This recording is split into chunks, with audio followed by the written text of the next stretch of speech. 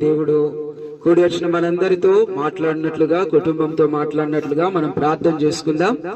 దయచేసి గమనించండి, ప్రార్థన అనంతరము మరి ప్రభునందు నిద్రించినటువంటి తల్లి గారిని బట్టి కుటుంబ సభ్యుల్లో నుంచి ఒకరు సాక్ష్యముగా కొన్ని మాటలు తెలియపరచాలని, వారికి అవకాశం ఉంటుంది కనుక ఒకరు సిద్ధపడాలని ప్రభు పేరిట మనవి చేస్తూ ఉన్నాం.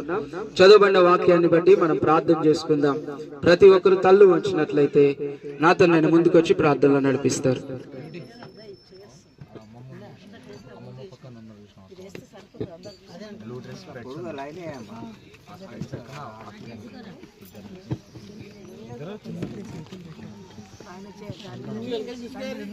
ప్రార్థన చేసుకుందాం.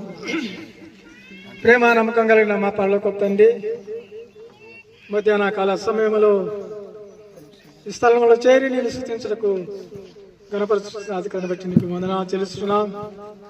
దయగల తండ్రి, ఇదిగో మరి ముఖ్యంగా ప్రభా సంతోషమా మా మధ్యలో లేకుండా మీ అదిని నిద్రించుకున్నాను ప్రభా.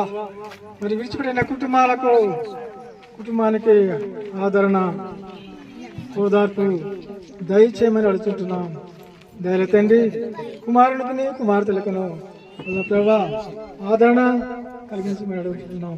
దయల తండ్రి, ఇదిగో బిడ్డలని వెలుగులో జీవించినప్పటికీ అడుగుతున్నాం. దయల తండ్రి, కూడి వచ్చిన బిడ్డలందరినీ దీవించి ఆశీర్వదించండి. దయల తండ్రి, ఇదిగో ఆదరణ అంతవరకు తోడుగా ఉండి నడిపించమని మా ప్రభు అయిన యేసు నామమున వేడుకొని ప్రార్థిస్తున్నాం తండ్రి.